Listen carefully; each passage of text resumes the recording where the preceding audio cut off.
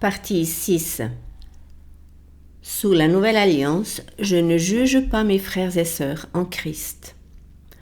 Mes chers amis, je parle d'un sujet qui me plaît beaucoup. Imagine-toi, l'amour ne juge pas.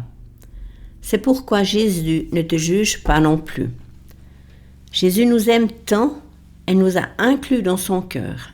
C'est pourquoi il ne te juge pas non plus. L'amour ne juge personne. J'ai conduit bien des discussions et j'ai toujours trouvé si triste tout ce que la pandémie nous a révélé. Je ne pense pas que c'est la pandémie qui a déclenché cette façon d'agir sans amour les uns envers les autres. Ce que je répète toujours, c'est que ce n'est que ce qu'il y a et ce qui se trouve dans ton cœur qui peut en ressortir. Donc, la pandémie a révélé combien nous sommes jugeants et condamnants envers nos frères et sœurs. Rappelons que l'amour ne juge pas.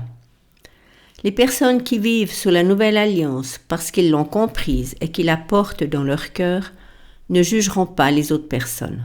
Et pourquoi ? Premièrement, parce qu'ils ont compris tout ce que la nouvelle alliance a coûté à notre cher Jésus. Deuxièmement, il est possible de vivre maintenant différemment et de vivre une vie sans juger ni condamner.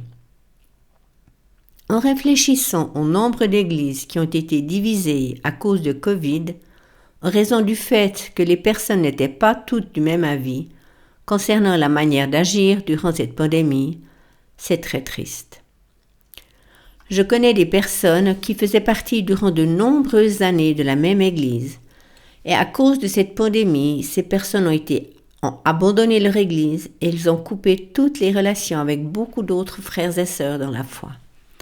Ceci pour la simple raison, parce qu'ils étaient sans cesse la proie des jugements. Tu es contre la masse ou tu es pour la masse. Tu veux te soumettre aux autorités, mais nous devons nous soumettre d'abord à Dieu.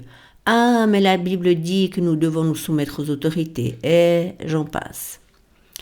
C'est incroyable comment les personnes ont jugé et montré du doigt ceux qui ne faisaient pas ceci ou cela.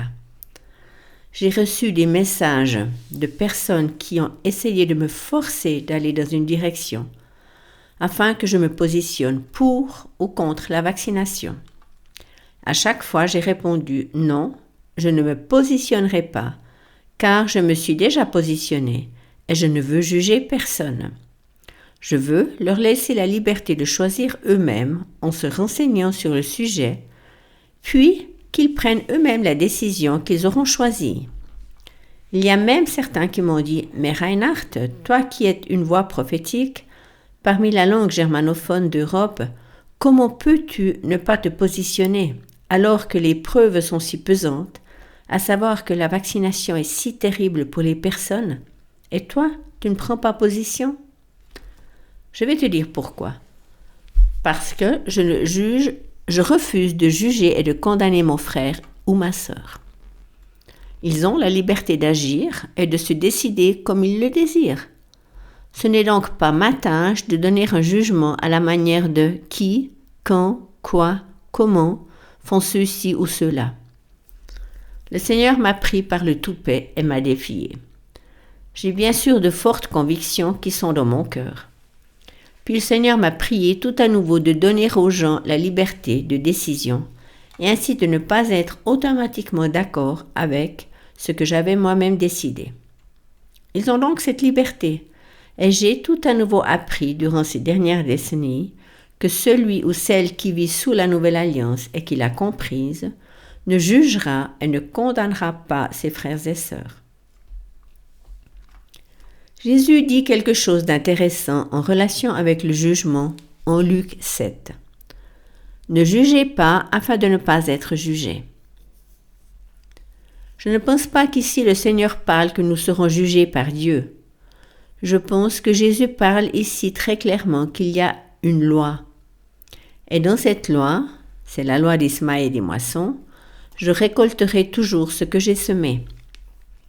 En d'autres mots, si je te juge, car tu ne fais pas les choses telles que je le désire, tu n'as pas encore compris la nouvelle alliance. Si tu n'as pas compris tel ou tel point, si tu es religieux ayant ceci ou cela, alors du moment où tu juges, tu seras toi-même aussi jugé. Car au travers de la loi des semailles et des moissons, je recevrai toujours ce que j'ai semé. Faire un jugement, condamner, tout cela nous reviendra à la manière dont nous aurons jugé.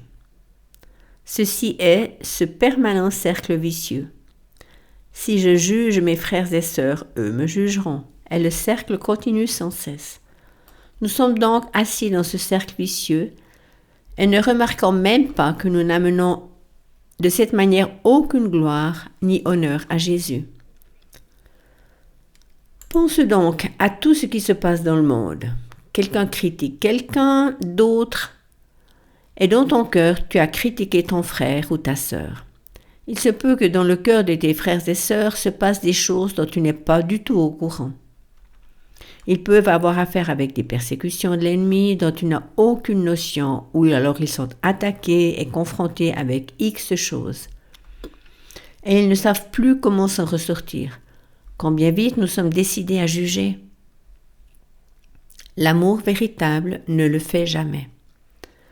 Réfléchis à ce qu'il adviendrait si Jésus te jugeait à la manière dont tu as jugé tes frères et sœurs.